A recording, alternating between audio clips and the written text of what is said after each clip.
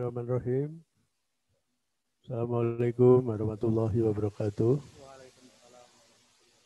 Yang saya hormati seluruh Dewan Penguji, yang saya hormati Saudara Prof. Fendus dan Bapak Ibu sekalian yang hadir di. Marilah kita buka ujian ini dengan bersama-sama membaca basmalah. Bismillahirrahmanirrahim.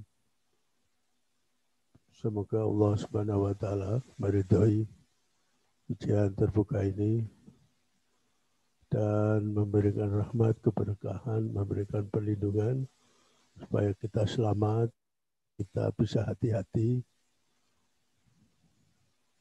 dan diberkahi Allah. Selanjutnya saya persilakan Profesor Dr. Sri Endah Wahyuningsih untuk menyampaikan kurikulum vitae. Saudara Prof. Fendus, dipersilakan. Terima kasih Ketua Dewan Penguji. Bismillahirrahmanirrahim. Assalamualaikum warahmatullahi wabarakatuh. Waalaikumsalam. Yang saya hormati Ketua Anggota Dewan Penguji, hadirin yang saya muliakan, izinkan saya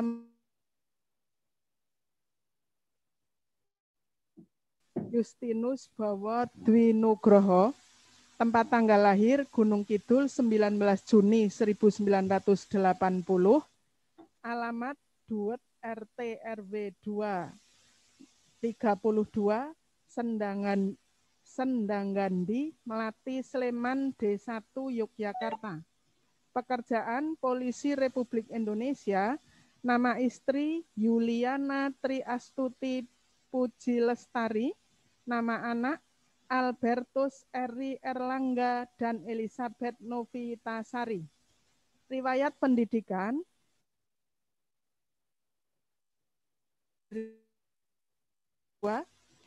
SMP 2 Wonosari Gunung Kidul, lulus 1995, SMA 2 Wonosari Gunung Kidul, lulus 1998,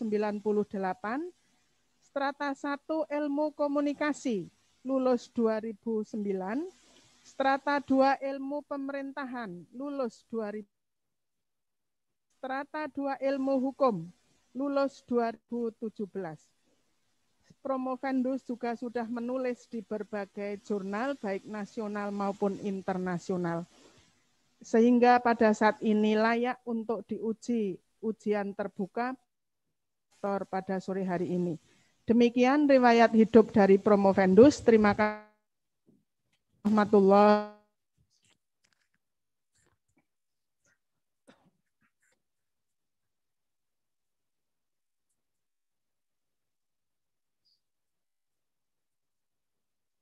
Tujuh penguji. Pertama, Profesor Dr. Mahmud Tarom HR SMH, Rektor Universitas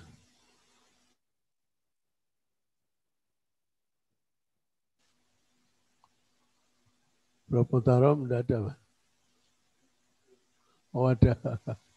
Ya suaranya masih mute, Prof.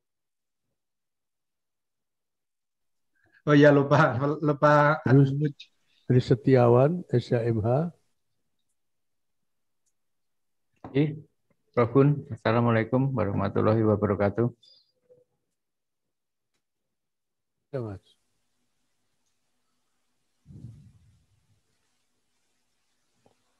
Ya, selanjutnya yang luring ini dari sebelah kanan Profesor Dr.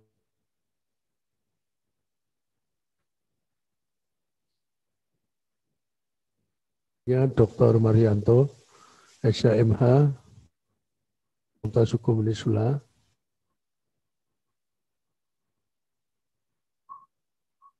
SMH, Dekan Fakultas Hukum Unisula. Sebelah kiri saya, Profesor Dr. Anis Masturhatun, SMH, Ketua Program Doktor Ilmu Hukum Fakultas Hukum Unisula.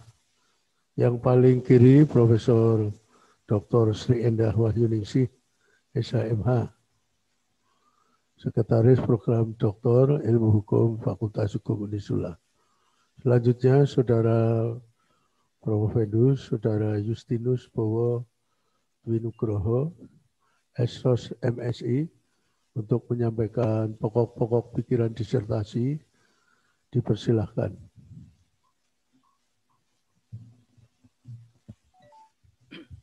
Terima kasih atas waktu dan kesempatan yang diberikan kepada saya.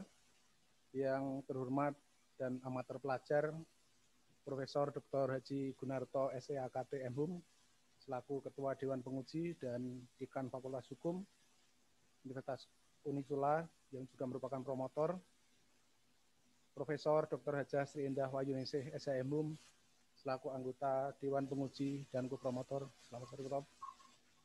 Profesor Dr. Mahmud Tarom HR SHMH, selaku anggota Dewan Penguji. Selamat sore, Prof. Profesor Dr. Lasarus Tri Setiawan SHMHum, selaku anggota Dewan Penguji. Profesor Dr. Hajah Anis Masuduratun SHMHum, selaku Dewan Penguji. Selamat sore, Prof. Profesor Dr. Eko Soponyon, Dr. Marianto SHMH, selaku Dewan Penguji. Selamat sore, Prof. Perkenankanlah saya menyampaikan pokok-pokok pikiran disertasi saya yang berjudul Rekonstruksi Regulasi Batas Usia Anak dan Diversi Tindak Pidana Anak yang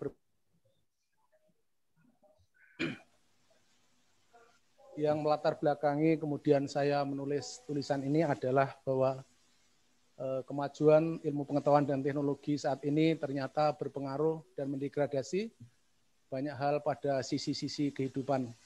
Tidak hanya pada sisi kehidupan orang dewasa, tetapi pada sisi kehidupan anak-anak juga banyak yang terdegradasi. Salah satunya terkait perilaku dan tindakan dari anak-anak yang mengarah kepada satu perbuatan yang menyenangkan, perbuatan yang menggembirakan untuk orang-orang tua, tetapi banyak hal yang dilakukan oleh anak-anak yang ternyata itu membuat meresahkan, dan itu bukan satu kenakalan, tetapi merupakan satu perbuatan pidana. Kalau kita lihat dari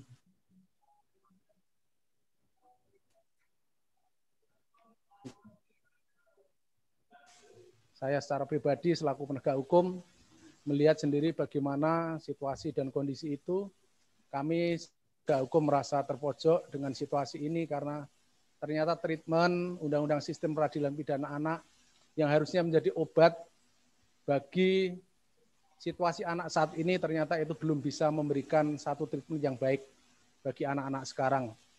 Salah satunya adalah terkait batas usia anak yang sekarang kalau dilihat dari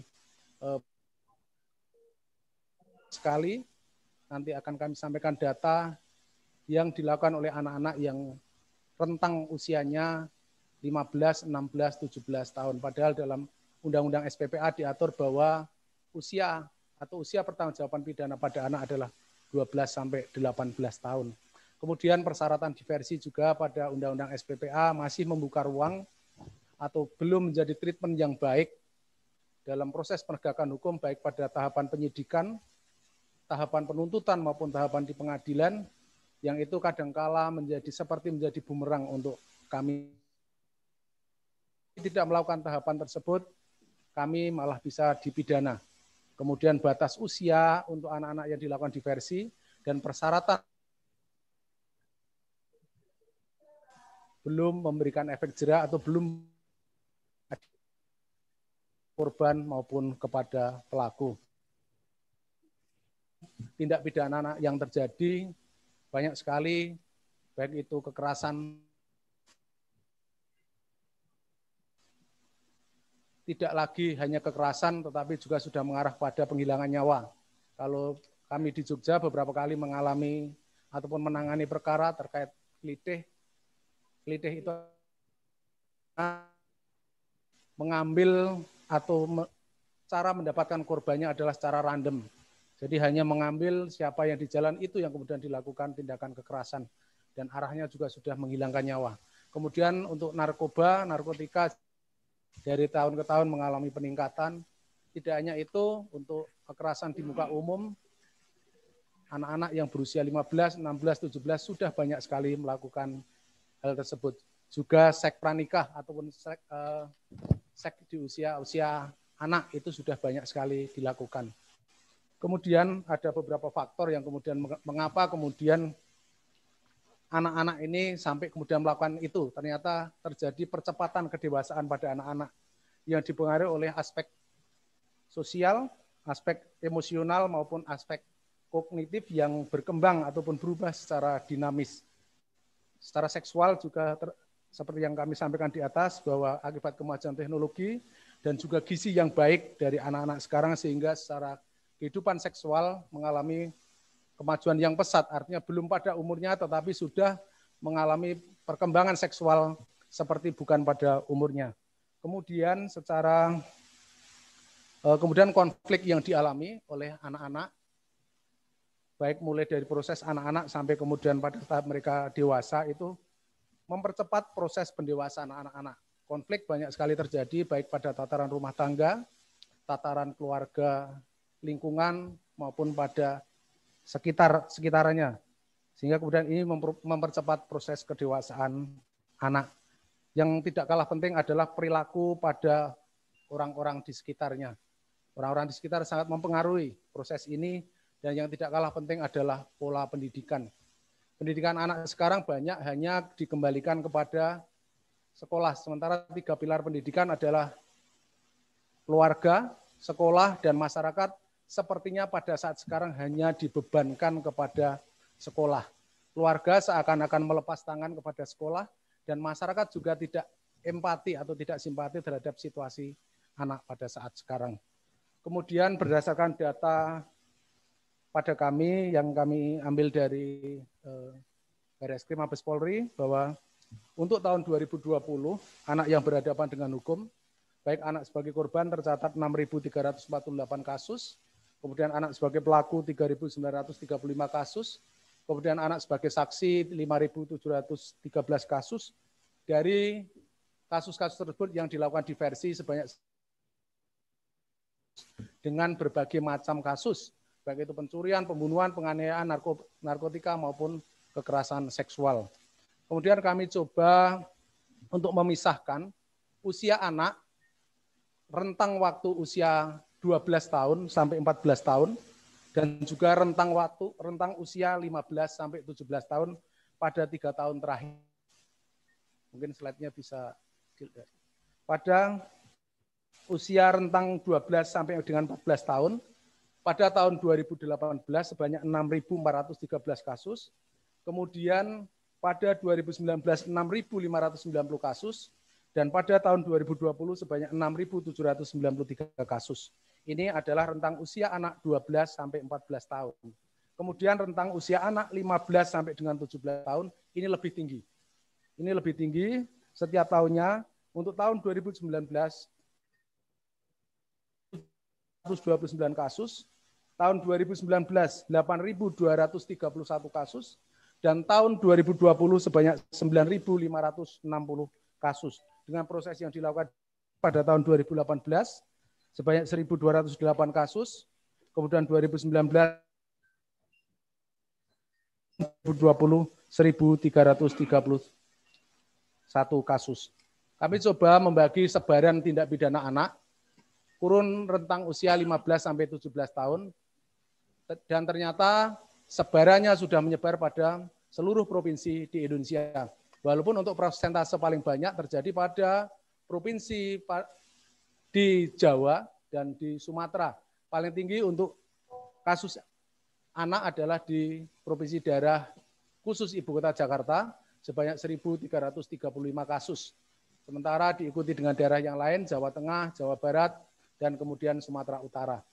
Hampir merata di seluruh Indonesia.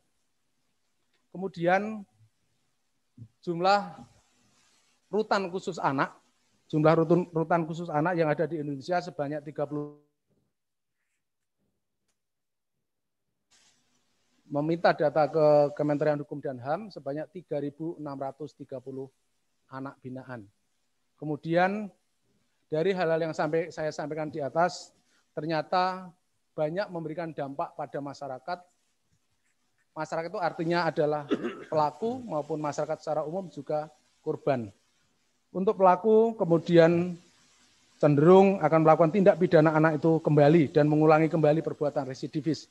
Karena memang seperti tadi saya sampaikan, treatment dari Undang-Undang SPPA ini belum memberikan efek jera atau belum memberikan rasa keadilan baik bagi korban maupun bagi pelaku. Kemudian secara dampak sosial kejahatan anak ini semakin meningkat dan masyarakat yang menjadi korban cenderung untuk antisosial dan cenderung menutup diri. Dari rangkaian yang saya sampaikan di atas, kemudian 3 hal terkait rumusan masalah. Yang pertama, mengapa regulasi batas usia anak dan diversi tindak pidana anak belum berbasis keadilan. Kemudian yang kedua, bagaimana kelemahan regulasi batas usia anak dan diversi tindak pidana anak di Indonesia saat ini. Kemudian yang ketiga, bagaimana rekonstruksi batas usia anak dan diversi tindak pidana anak berbasis nilai keadilan. Untuk menjawab itu, saya coba perbandingkan batas usia anak di beberapa negara, baik dari benua Asia, benua Eropa, dan benua Afrika. Saya ambil contoh seperti di Afrika Selatan, usia atau batas usia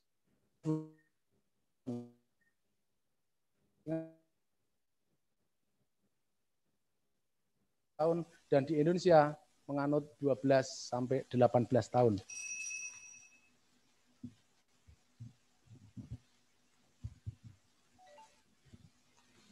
Terima kasih, Saudara Prof. Vendus. Yang belum disampaikan ada di dalam naskah disertasi. Selanjutnya dari Profesor Dr. Mahmud Tarom, SHMH, dipersilakan. Assalamualaikum warahmatullahi wabarakatuh.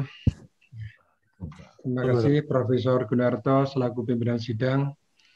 Saya hormati Dewan Penguji Profesor Dr. Lasarus, Profesor Dr. Anis Masduro Khatun, Profesor Endas Rewayuningsih, Profesor Eko Soponyono, juga Dr. Marianto, dan yang berbahagia Saudara Justinus Bowo Dwi Nugroho yang sudah pada tahapan akhir penyelesaian studi saudara. Dari apa yang saudara paparkan data tadi, itu se-Indonesia ya? Betul, Prof. Saya jujur saja merasa prihatin. Jadi kondisinya sudah dapat dikatakan sangat parah. Kira-kira obat yang bisa efektif untuk menekan angka kejahatan yang dilakukan oleh anak itu hanya dengan mengurangi usia 18 menjadi 15 tahun itu sudah menjadi obat yang efektif atau belum? Bagaimana pendapat Saudara Prof. Vendus?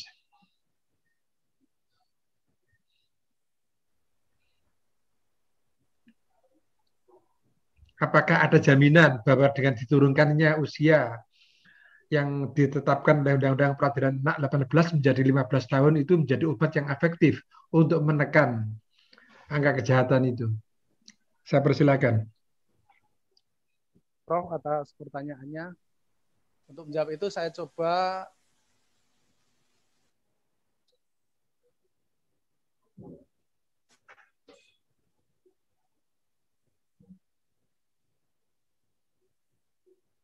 mereka penyidik, apakah kemudian hal tersebut dalam Undang-Undang pada saat sekarang sebenarnya menjadi keluhan dari rekan-rekan penyidik dan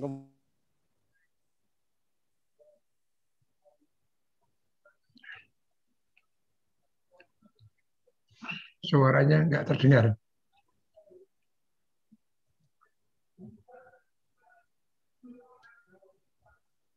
berusia rentang waktu 15 sampai 18 tahun dan ini sangat meresahkan masyarakat. Kemudian yang kedua yang paling disoroti adalah masalah diversi. Persyaratan diversi yang pertama adalah sama terkait usia, yang kedua terkait batasan aturan pidana.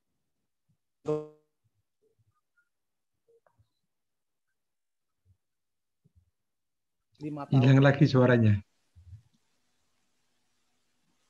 Prof.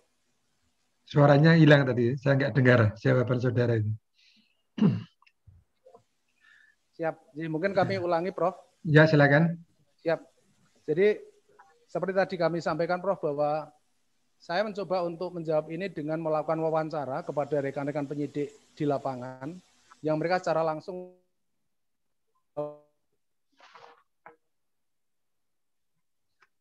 dirubah dari 12-18 tahun menjadi 12-15 tahun. Karena dari tadi grafik yang saya sampaikan memang terjadi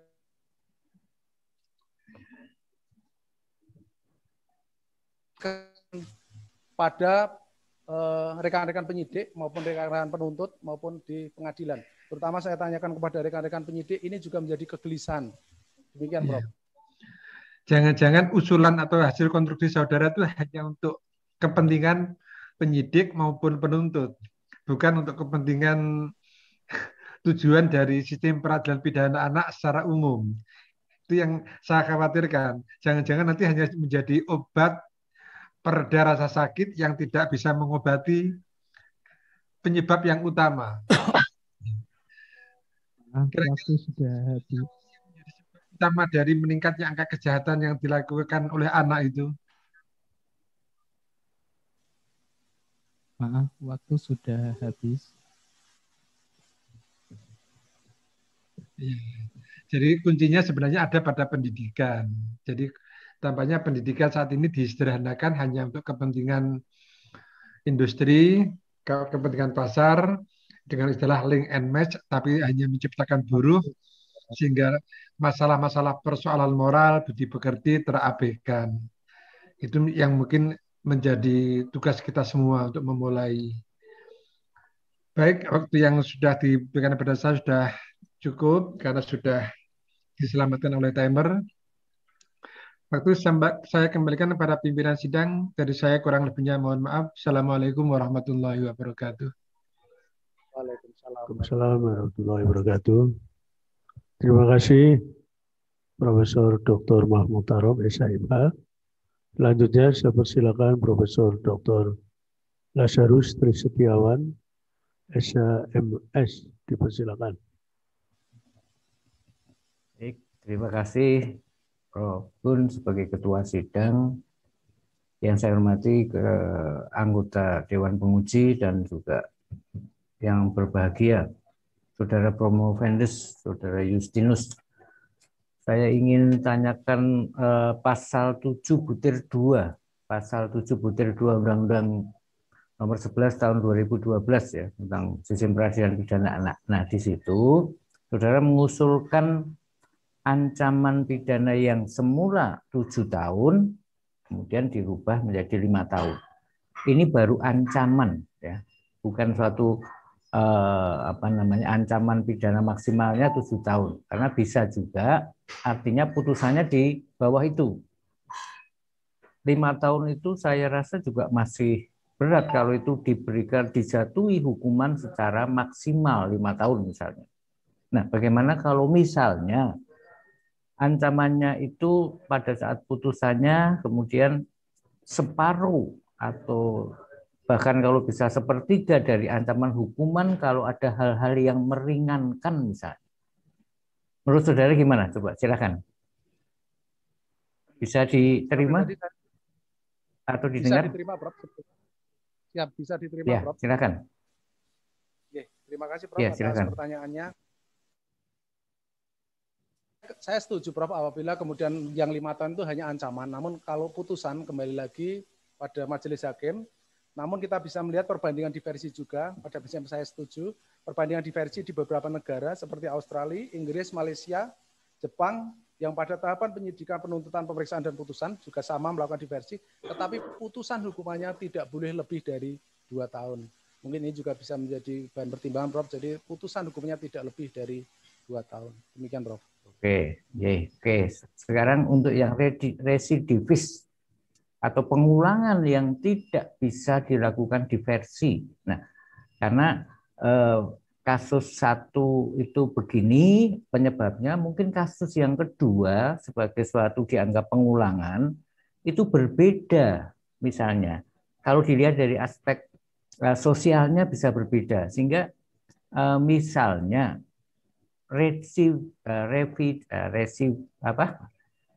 residivis pengulangan yang kedua maksimal itu masih bisa dilakukan diversi, menurut saudara Prof. gimana?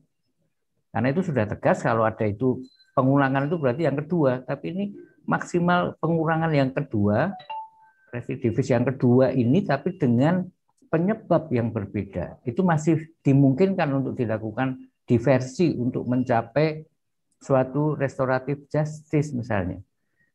Kira-kira gimana menurut pandangan saudara? Silakan. Terima kasih Prof atas pertanyaannya. Menjawab pertanyaan Prof ini saya juga berdiskusi, berwawancara dengan rekan-rekan penyidik. Kemudian rekan-rekan penyidik pun menyampaikan seperti ini Prof, bahwa pengulangan satu tindak pidana tidak harus dilihat dari satu putusan pengadilan, tetapi dilihat dari berapa perbuatan yang dilakukan. Jadi misalnya satu perbuatan dilakukan, walaupun belum sampai putusan inkrah, tetapi kemudian yang bersangkutan melakukan pada saat yang bersamaan juga melakukan satu perbuatan, itu bisa kemudian kita sebut sebagai satu pengulangan, walaupun tindak pidananya berbeda. Sehingga itu sebagai bahan untuk salah satu persyaratan diversi, itu tidak kita lakukan apabila yang bersangkutan juga melakukan satu perbuatan yang berbeda, walaupun tidak dalam waktu yang bersamaan. Makanya di sini untuk perbuatan yang konkursus, perbuatan berbarengan, itu juga kami usulkan sebagai salah satu persyaratan diversi. Demikian, Prof. Ya, oke. Kemudian sekarang di usia tadi sudah ditanyakan Prof. Mahmutarom, karena usia anak dalam beberapa undang-undang kan berbeda-beda. Kalau kita misalnya undang-undang mengenai kesejahteraan sosial, kemudian undang-undang mengenai perkawinan, itu akan berbeda-beda. Bagaimana? Dalam undang-undang ini kan memang antara 12 sampai 16. Justifikasi dari saudara untuk mengusulkan diturunkan itu apakah karena kasus-kasus yang tadi disajikan tadi, sehingga karena mayoritas itu kan tadi mungkin 16 tahun ya, antara 15 dan 16 tahun. Apakah seperti itu justifikasinya? Silakan.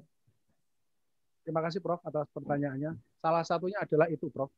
Kemudian kami coba gali juga terkait masalah psikologi dari pelaku ataupun korban. Kami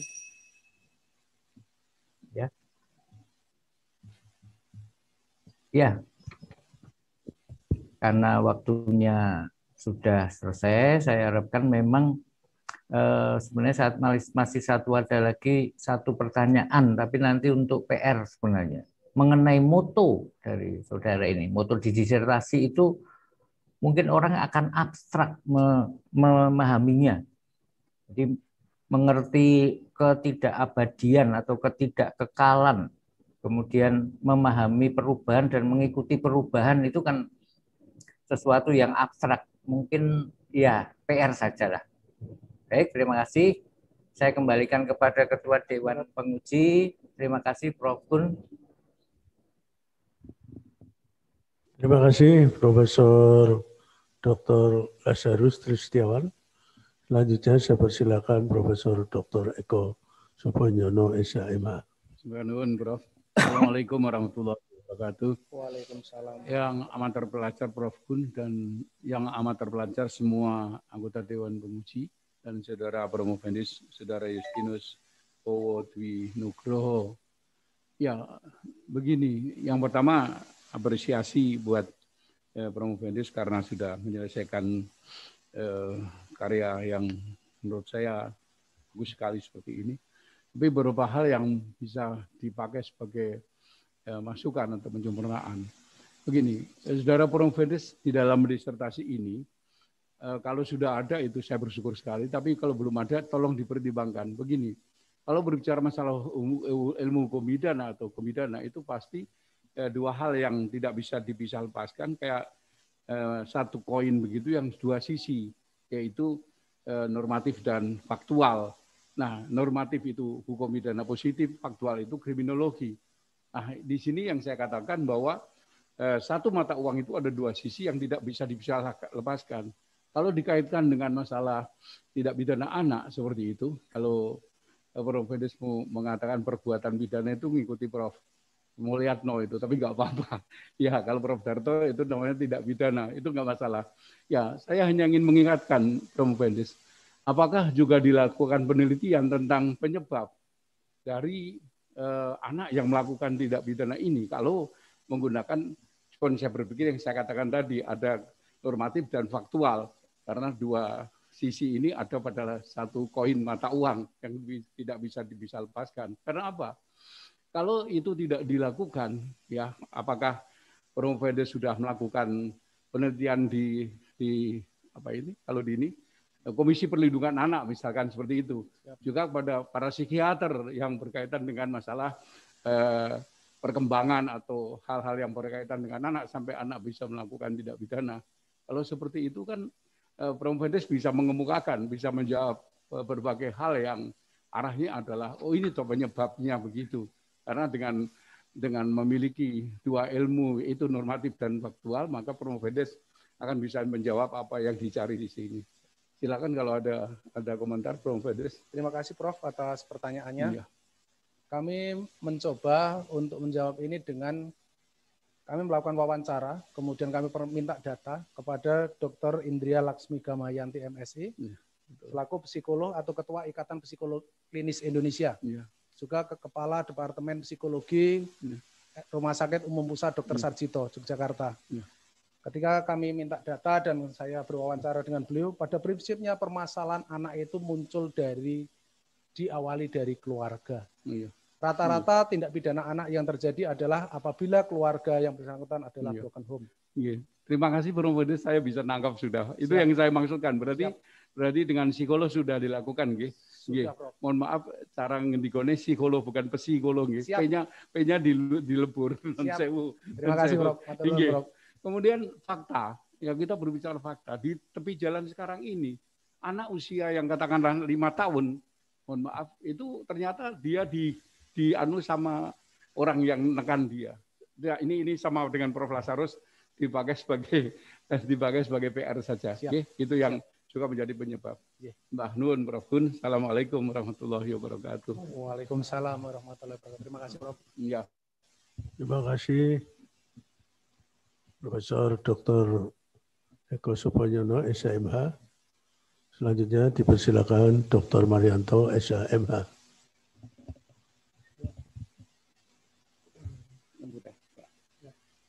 Assalamualaikum warahmatullahi wabarakatuh. Waalaikumsalam warahmatullahi wabarakatuh. Saya langsung saja, ya, karena waktu yang sangat terbatas, saya ingin menyoroti abstrak saudara, karena abstrak ini adalah pintu masuk sebuah disertasi. Nanti orang lain akan membaca disertasi ini, apa toh isi disertasi, di situ bisa melihat dari kata kuncinya, ya. Kemudian kunci dari abstrak bisa dilihat, oh isinya seperti ternyata. Setelah saya membaca abstrak ini saya masih bingung, ya. Nah, saya masih bingung karena tumpang tindih, ya. Hendaknya nanti bisa diperbaiki. Isi abstrak itu adalah latar belakang, ya, mengapa judul ini dipilih, kemudian tujuan penelitian atau rumusan masalahnya, kemudian metode pendekatan, penelitian, dan simpulan dari penulisan ini. Nah, di sini saya melihat ada paradigma, ya. Paradigma yang Anda tulis di sini adalah paradigma rekonstruktivisme. Rekonstruktivisme. Dalam paradigma yang ditulis oleh Bapak Thomas Kuncoro tidak ada rekonstruktivisme, yang ada konstruktivisme. Ya, ini masih dalam paradigma penelitian. Kemudian saya melihat padahal di sini Anda menulis juga jenis penelitian Anda adalah penelitian normatif. Walaupun di depan mengatakan ada dua penelitian sosiologis dan normatif, tapi Anda memilih penelitian ini normatif. Kalau penelitian ini normatif, maka tidak ada paradigma konstruktivisme. Maksimal adalah paradigma post-positivisme. Ya, ada 4 paradigma, yakni positivisme dan post-positivisme. Kemudian teori konflik dan paradigma konstruktivisme. Yang membedakan dari empat paradigma ini, yakni khususnya positivisme dan post-positivisme adalah epistemologi dari peneliti, yakni apakah peneliti itu subjektif atau objektif. Kalau dia objektif, maka itu adalah masuk dalam positivisme atau post-positivisme. Sehingga kalau Anda melakukan penelitian ini adalah paradigmanya, metode pendekatannya adalah normatif, maka maksimal adalah post-positivisme. Ya, karena hukum yang berlaku ada pengaruh dari masyarakat sekitar. Karena epistemologi Anda tidak terpengaruh, artinya objektif. Tapi kalau penelitian Anda paradigmanya teori konflik, ya, atau konstruktivisme, itu ada keterpengaruhan dari peneliti, ada unsur subjektivitas. Nah, itu baru bisa masuk ke dalam paradigma konstruktivisme. Tapi saya membaca tidak ada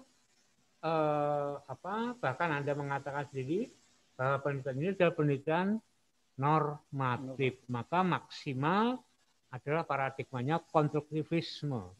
Ada keterpengaruhan hukum yang berlaku dalam masyarakat karena misalnya pengaruh tokoh masyarakat, pengaruh ekonomi, budaya, dan seterusnya. Ya. Tapi Anda, ini yang membingungkan tadi di dalam abstrak, mohon diperbaiki. Saya ingin bertanya, apakah yang membedakan, apa yang menentukan apakah penelitian ini normatif atau sosiologis? Yang menentukan apakah penelitian normatif atau yuridis sosiologis, monggo. Terima kasih Bapak Dr. Marianto atas pertanyaannya. Yang menentukan adalah bahwa aturan hukum atau prinsip doktrin, isu-isu hukum saat ini dan pendapat dari pihak-pihak yang berkompeten. Kami juga melihat lampiran dari Undang-Undang Nomor 12 tahun 2011 tentang penulisan peraturan perundang-undangan, sehingga kemudian mohon maaf kami menulis yuridis normatif. Demikian, Bapak. Terima kasih, Prof. Saya kembalikan kepada Prof. Terima kasih, Dr. Marianto, SHMH. Ya, sekarang giliran saya ya. Itu kalau paradigmanya konstruktivisme itu metode pendekatannya harus diganti ya. Ganti dengan yuridis sosiologis ya.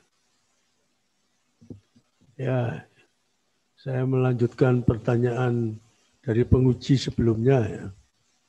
Itu dari dua gagasan baru untuk menjadi doktor itu, satu adalah ancaman hukuman 7 tahun, kurang dari 7 tahun menjadi kurang dari 5 tahun ya. Itu saran saudara bagaimana di dalam disertasi. Yang kedua, gagasan baru tentang anak itu dari di bawah 18 tahun menjadi di bawah 15 tahun. Nah, itu sarannya gimana? Terima kasih Prof atas pertanyaannya. Saya berpikiran bahwa memang untuk kemudian menjadikan usia pertanggungjawaban pidana anak dari 12 sampai 18 menjadi 12 sampai 15 tahun itu merupakan salah satu treatment atau salah satu obat untuk kemudian mengurangi, paling tidak mengurangi. Kalau kemudian kita menghapuskan satu perbuatan pidana anak yang terjadi, tentu ini bukan satu obat yang langsung mujarab. Tetapi tentunya ini kemudian setelah saya berdiskusi dengan teman-teman penyidik, ini adalah salah satu obat untuk kemudian bisa mengurangi banyaknya tindak pidana anak yang terjadi pada saat sekarang. Sehingga terkait diversi tadi, kemudian terkait penurunan batas usia anak menjadi salah satu obat atau salah satu treatment untuk kemudian mengurangi tindak pidana anak. Demikian, Prof. Implikasi praktisnya tindak pidana anak itu berkurang bagi penyidik ya. Kalau jumlahnya kan tetap toh, tapi penyidik melakukan diversinya lebih sedikit gitu. Betul, Prof. Ya. Ya, selanjutnya saya persilakan Profesor Dr. Anies Masduraten. Terima kasih Ketua Sidang. Assalamualaikum warahmatullahi wabarakatuh. Waalaikumsalam warahmatullahi wabarakatuh. Yang saya hormati Ketua dan anggota Dewan Penguji, Bapak Ibu yang hadir dan saudara namanya Pak Prabowo, Pak Suprabowo. Bu aja, Bu. Oh, belum ada panggilannya ya. Bu. Ya, saya ucapkan selamat Bapak Justinus Bowo karena sudah ini adalah tanda-tanda akhir dari masa studi saudara dan insya Allah nanti segera menjadi doktor ya. Amin. Ada 2 pertanyaan yang ingin saya ajukan. Yang pertama berkenaan dengan teori hukum ya. Karena teori hukum itu sebagai pisau analisis dan sudah menjadi ciri khas atau unggulan di PDI kita ini membagi menjadi 3 ring ya. Middle, kemudian applied, grand. Jadi grand, middle, dan applied. Nah, di sini ada beberapa teori yang saudara masukkan menjadi grand ya.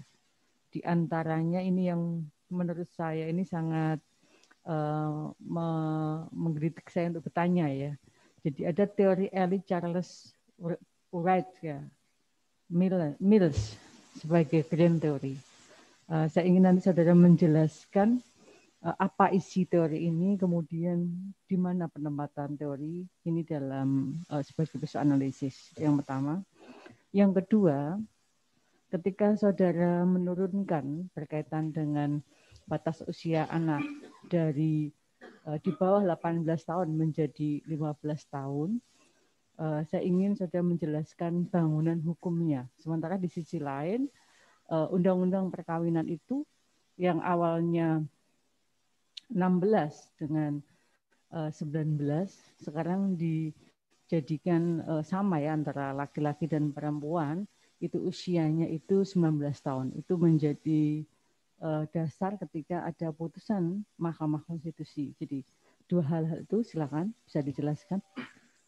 Terima kasih Prof atas pertanyaannya. Yang pertama terkait masalah grand teori. Di sini kami memasukkan beberapa teori, di antaranya adalah teori keadilan yang kemudian kami jadikan sebagai pisau analisis. Yang pertama adalah bahwa hukum tanpa keadilan adalah kesewenang-wenangan. Kemudian keadilan tanpa hukum adalah ketidakpastian. Sehingga kemudian hukum dan keadilan harus merupakan satu yang tidak terpisahkan. Artinya sehingga kemudian dengan ini keadilan dapat ditempatkan secara proporsional. Ini kemudian saya jadikan sebagai pisau analisis bahwa keadilan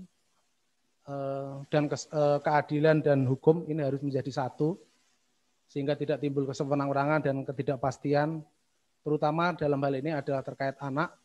Tidak hanya anak sebagai korban yang mendapatkan rasa keadilan, tetapi juga anak sebagai pelaku juga mendapatkan rasa keadilan. Artinya memang 2 hal ini antara hukum, kepastian, dan keadilan ini harus menjadi satu bagian yang integral. Kemudian yang kedua, Prof, terkait masalah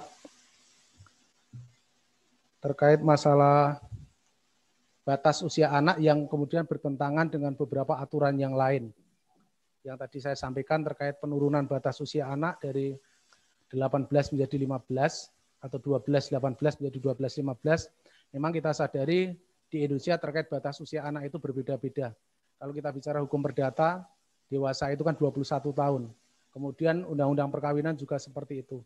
Memang kemudian tentunya masih jalan panjang untuk mencapai ke sana. Tetapi memang secara pribadi saya berharap bahwa ada satu hukum nasional yang mengatur terkait masalah anak. Jadi satu hukum nasional yang mengatur terkait undang-undang perkawinan, kemudian tentang keperdataan. Demikian, Prof. Ya, saya rasa cukup sudah sangat meyakinkan menjadi dokter. Terima kasih Ketua Sidang. Terima kasih Profesor Dr. Anies Masturatun SHMH. Saya persilakan Profesor Dr. Sri Endah Wahyuningsi SHMH. Terima kasih Ketua Dewan Penguji. Bismillahirrahmanirrahim. Assalamualaikum warahmatullahi wabarakatuh. Waalaikumsalam warahmatullahi wabarakatuh. Yang saya hormati Ketua Dewan Penguji, anggota Dewan Penguji, dan para hadirin, serta promovendus yang berbahagia. Pertama-tama saya mengucapkan selamat atas ujian promosi doktor pada sore hari ini. Semoga ilmunya bermanfaat untuk kedepannya. Yang saya tanyakan bahwa pidana itu bukan merupakan tujuan, ya, tetapi hanya merupakan alat untuk mencapai tujuan, yaitu dalam rangka salah satunya adalah perlindungan terhadap individu maupun perlindungan terhadap masyarakat. Oleh karena itu ada jalan, yaitu diversi, tidak selalu harus dengan pidana dalam penyelesaian persoalan yang terjadi di dalam masyarakat. Yang justru menjadi pertanyaan bagi saya, saudara tadi memaparkan bahwa di beberapa negara asing seperti Afrika Selatan, kemudian di Singapura, dan di beberapa negara lain, itu batas usianya adalah ada yang 7 sampai 16, ada yang 8 sampai 16, termasuk KUHP yang sekarang kita punya itu pasal 45 adalah 16 tahun. Sebelum 16 tahun itu masih dikatakan sebagai anak di bawah umur. Tapi saudara justru mengambilnya ini 15 ya. Apa yang menjadi pertimbangan saudara? Sementara kalau kita melihat di beberapa KUHP asing itu 16 termasuk di dalam KUHP kita, tetapi di dalam Undang-Undang 11 2012 itu 12 sampai 18 tahun, tetapi saudara membuat standar justru 12 sampai 15 tahun. Demikian juga bagaimana jika si pelaku itu melakukan tindak pidana tetapi dia adalah konkursus perbarengan. Apakah juga tidak dimungkinkan untuk berarti wajib didiversi kalau dia melakukan selain residif dan di atas 5 tahun. Silahkan, Promovendus. Terima kasih Prof atas pertanyaannya. Yang pertama, perbandingan setiap negara tentu bukan sebagai acuan pokok kita untuk menentukan satu aturan hukum kita atau satu regulasi. Hanya sebagai bahan perbandingan. Pembuat regulasi atau aturan ini tentu dilihat dari budaya dan perilaku dari masyarakat, terutama masyarakat Indonesia.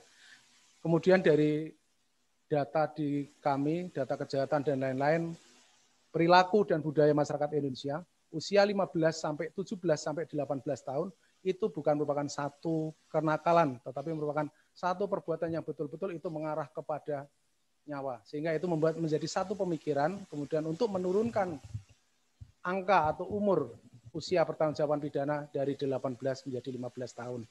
Kemudian saudara diselamatkan oleh Mas Ilu ini. Terima kasih. Saya kembalikan kepada Ketua Dewan Penguji. Terima kasih. Assalamualaikum warahmatullahi wabarakatuh. Waalaikumsalam warahmatullahi wabarakatuh. Terima kasih Prof. Sri Endah. Akhirnya tanya jawab sudah selesai.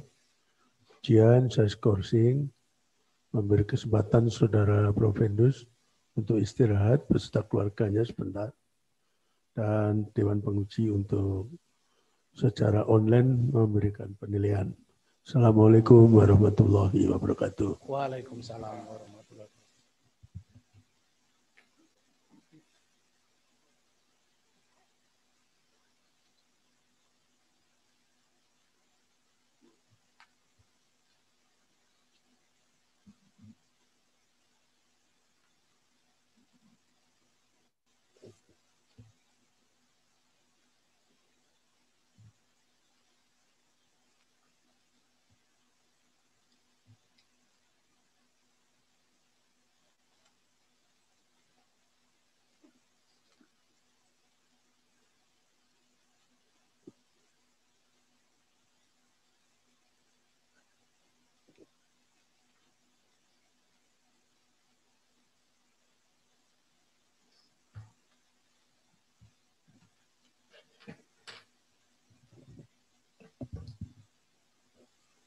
Saudara Prof. Hendus untuk ke mimbar.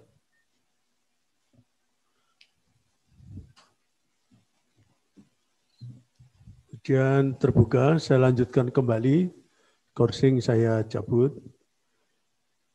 Setelah seluruh Dewan Penguji memberikan penilaian, Saudara Prof. Hendus dinyatakan lulus dengan nilai 3,82, predikat cum laude, Dr. Justinus Bowo Dwinugroho, sarjana sosial MSI, tercatat sebagai lulusan ke-430.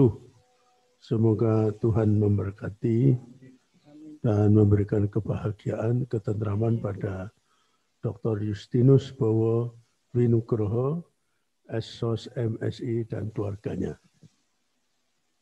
Penyerahan surat keterangan lulus, hadirin dimohon berdiri. Dr. Justinus Bowo Dwinugroho, SOS MSI dimohon menempatkan diri.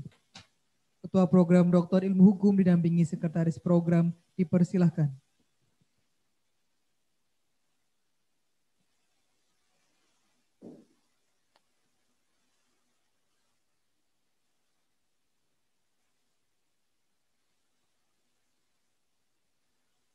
Ketua Program Doktor Ilmu Hukum, Sekretaris Program, dan Dr. Justinus Bowo Dwinugroho kembali ke tempat semula.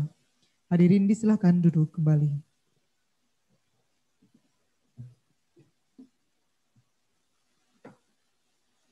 Pesan dan kesan doktor baru kepada Dr.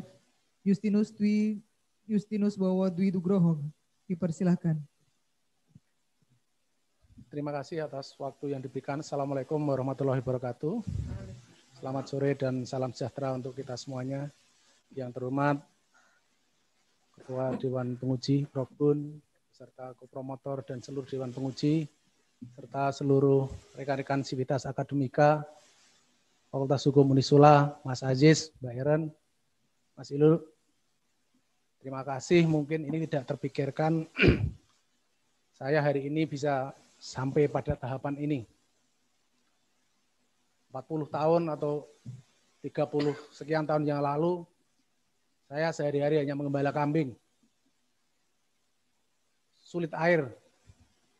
Tapi alhamdulillah, hari ini dekat bimbingan dari Bapak Ibu promotor dan Dewan Penguji, hari ini kabulkan saya untuk dengan dukungan dari keluarga besar, di sini ada istri, juga ada anak-anak saya sampai pada tahapan ini. Dan pada hari ini juga keluarga besar saya di Gunung Kidul, di daerah gunung sana, ikut menyaksikan secara live. Jadi terima kasih banyak atas semuanya. Saya bisa sampai tahapan ini. Terima kasih. Assalamualaikum warahmatullahi wabarakatuh. Ujian promosi doktor ditutup oleh Dekan Fakultas Hukum. Sebelum saya tutup ujian terbuka ini, saya ingin mengucapkan selamat pada Dr. Justinus Bowo, D, ya, sarjana sosial MSI. Ini D itu singkatan dari Dwinugroho, ya. D itu bukan dokter, ya, jadi dokternya satu kali aja. Yang sudah lulus dengan predikat cum. Terima kasih yang mendalam kami sampaikan pada tim promotor, khususnya Profesor Dr. Sri Endah Wahyuningsih, SIMH.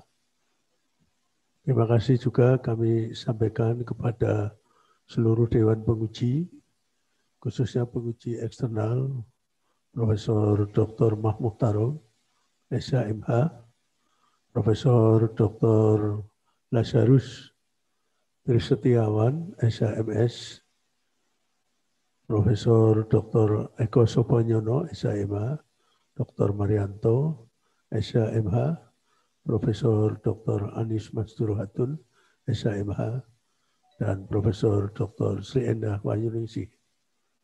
Kami juga mengucapkan terima kasih pada para hadirin yang dengan penuh kesabaran sampai pada akhir dari ujian terbuka ini, baik yang luring maupun yang live. Kami ucapkan terima kasih kepada Ibu Yuliana Tri Astuti Puji Lestari, istri dari Dr. Justinus Bowo Dwi Nugroho SSOS MSI. Terima kasih, Bu. Terima kasih juga kepada Albertus Heri Erlangga. Ini putranya juga turut menghadiri secara langsung. Juga Elizabeth Novita Sari Nugroho Putri. Ini putranya juga putri ini ya. Dan yang hadir secara live ini keluarga besar Trah Agustinus Parjono dan keluarga besar Trah Samijo yang berada di Wonosari, Gunung Kidul. Atur sembah suwun rawuhnipun secara live. Marilah kita akhiri ujian ini dengan bersama-sama membaca hamdalah. Alhamdulillahirrahmanirrahim. Assalamualaikum warahmatullahi wabarakatuh. Waalaikumsalam warahmatullahi wabarakatuh. Upacara selesai. Dr. Justinus Bowo Dwi Nugroho, SOS MSI beserta keluarga dimohon menempatkan diri untuk menerima ucapan selamat. Pemberian ucapan selamat hadirin dimohon berdiri.